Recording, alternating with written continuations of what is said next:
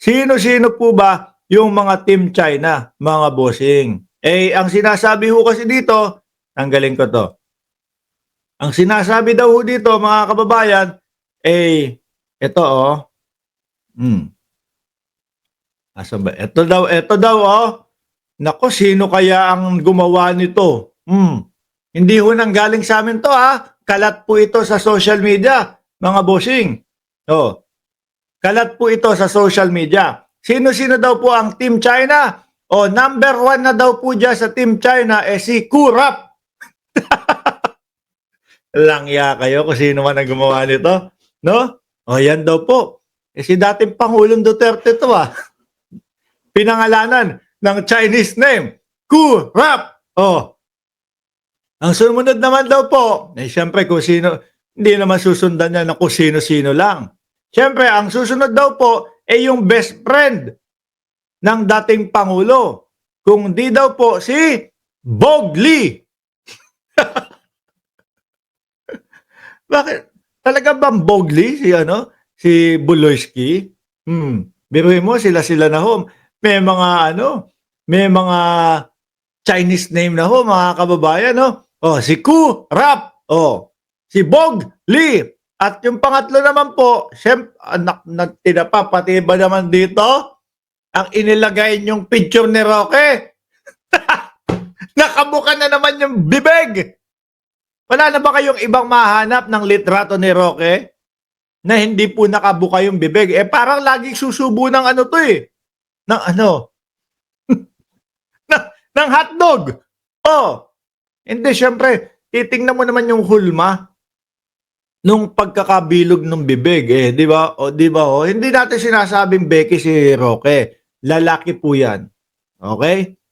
Lalaki po yan. Mahilig lang po siya doon sa magpataples ng mga kalalakihan. Lalo na po kapag yung mga hunks yung katawan. O, di ba? Ano pangalan? Tago! Kala ko ang ilalagay na pangalan dito na Chinese name ni Roque, Becky, no? O, hindi daw. Si Tago!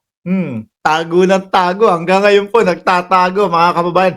In fairness naman po kay Roque, mga bossing, hindi po siya nagtatago sa batas sa ngayon. No? Sa Kongreso lang po siya nagtatago, mga kababayan. No? Pero kapag umakyat na yung siya ang ulo mo, hoy, Shiro Kansaki! Sabi, hindi ko na babasahin, no? Mga kababayan, no? Sige nga, i-comment mo yan doon sa channel ni Attorney Claire. Malamang siguro hagalpak ang tawa ng tao na yon, ano? Oh. Malamang din hindi basahin ni ni Attorney Claire. Oh. Si Panelo naman daw po, kasama din daw sa Team China. Sabi nung gumawa nitong si Bu Ti Ki. kasi papayat-payat. Oh, oo nga naman. Medyo no? Medyo nga Oh. Alam niyo nung nasa Singapore ako, mga kababayan, nung nasa Singapore ho ako, meron ho akong laging kinakainan diyan, no? Ang pangalan po, Buntongki. Naku, napakasarap diyan. Paborito ko diyan. Siyempre chicken rice, oh. O yan kung sino yung mga manggagaling ng Singapore, pagka magkikita tayo, masaya na ako sa chicken rice. O, okay na yun. Babayaran ko pa sa inyo kung dadalhan nyo ako pag magkikita tayo. O, tapos, chicken rice, meron ding masarap doon. May muta pa yata ako, kakagising ko lang. Yung tofu, masarap. Tsaka, ano pa ba yung lagi kong ino-order doon? Basta yung chicken rice, masarap yan. Pag yung mga ganitong umaga naman, almusal, naman, yung kulay green na palaman, nakalimutan ko na yung pangalan Kaya. Yan, yung Kaya Toast. Oh. Yun, Buntongki, yung kainan doon. Dito naman, Butiki. O, dito na tayo, mga kababayan. Ito, may pahabol pa si Leo Glenn Tumala, Kay Roque daw, buti na lang daw po, di mood. Hainanese rice. O, yan, totoo yan, sir. Dito naman sa ilalim, si Si Pulong naman, Kuya Koy. Grabe mga Chinese name nito Kuya Koy. Oh, ang nagsabi na hindi trabaho ng Vice Presidente ang magkomento sa West Philippine Sea. Si Kuya Koy. Oh. Eto naman po, si BP ang nilagay nila, Suwapang. Oh, parang guwahaping Suwapang. Ay, grabe. San Suwapang? Kaya naman pala yung nakita natin, mga kababayan, nung nagsasalita si Baste Duterte, di ba? Ang brief na pula, sabi niya, kapag ka na-tsempohan ka namin, yung nakamotor ka, sira, tapos nakachinelas ka, o tapos naka-brief na pula ka. Sabi ko, parang hindi ko maintindihan yung sinasabi ni Baste. Ano naman ang kaugnayan sa mga krimen nung brief na pula? Hindi, positibo ba si Baste dito? No. Chongki! Sabag, hindi ko sinasabi. Ako, tingin ko doon sa nakita ko, yung kasama si Ellen Adarna, parang lasing lang lalasing-lasing lang. Hindi lang ho natin alam kung lasing ba sa alak o sa chongki. O yan, mga kababayan. Grabe kayo sa kanila. Ang bad ninyo. O to, si Bongo. Ay, eto, kailangan pa bang palitan yung pangalan nito? Ng Chinese name? Ano kaya kay Bongo? Bongo Pamali. Ano yun? Di ko na-gets Pamali. Pamali! Kala ko kung ano. Pamali. Oh. Si Bato. Tukhang. Ay, wala. Si Bato naman.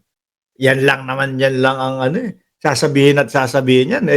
Ang sambayan ng Pilipino naman, hindi naman naniniwala na naging naging epektibo yung tukhang nila. Sino kasunod? Si Ipe. Si Boss Ipe, na talagang ang tumatak sa isipan ko, mga kababayan. Tumatak dito sa isipan ko kay Kuya Ipe, mamatay na kayong lahat, mga basher. Kaya kada mga bossing, nakikita ko si Kuya Ipe na isineshare. Siyempre, igalalagay ko sa caption ko doon sa Facebook ko. Di kundi, mamatay na kayong mga basher. Tapos, Kuya Ipe. Nakakatakot talaga, di ba? Ano pangalan ni Kuya Ipe? Ano yan? Talo. Talo. Talo. Yan. Bagay. Ang galing niyong maglagay ng Chinese name, Sino kaya gumawa nito? Malupit kayo, Talo. Hindi naman pwedeng sabihin na hindi totoo yan. Yung nakikita natin sa survey si Kuya Ipe, na doon po sa pang 20 pataas, kasama niya si Lucky Buloyski. Di ba?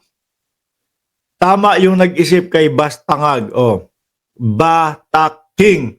Pang ano yan? Sir Leo Glenn. Yung mga ganyang word, parang pang Thailand yan. Bataking. Dito naman, si Robin Padilla, Lapang. Lapang. Bakit daw lapang? Panay ho kasi kada makikita natin sa Senado. Kung hindi ho mali-mali yung mga sinasabi, kagaya na lang po nung kay Coco Pimentel, mga kababayan, lumalapang naman po. No, tapos sabay gaganan ng bigote niya doon. Sabay sasandal. Lapang Uulitin ko ho, mga boss chief mo, sir, Hindi ho kami ang gumawa nito. Naluluha talaga ako. Nakita lang ho namin kung kakalat sa social media. Kaya sabi ko, since naman, laging paumpisa nung ating talakayan dito, comedy, comedy, okay? Team China, sabi po nung gumawa, mga kababayan. Andiyan po si Kurap, si Bogli, si Tago, si Bultiki, si Kuya Koy, si Swa Fang Chongqi, oh, si Family, si Tukhang, at si Talo, at si Lapang. May nakalimutan ba sila? No? Sabi ni Christina Catherine Garcia, when you coming to Singapore, Mark? Dito ako, naka-base. Ay, alam nyo, namimiss ko yung Lucky Plaza dyan. Namimiss ko yung mga lugar dyan sa Singapore. No? From Lucky Plaza hanggang doon sa, ano ba, ano ba yun? Yung bahay ng hari, nakalimutan ko na. O bahay ng, um, yung Istana. Nilalakad ko yun. Ang sarap pong lumakad dyan, mga bossing. Hindi ko pa ho alam kung kailan makakabalik dyan dahil malayo ho eh. Lagi, malapit sa amin, Estados Unidos eh.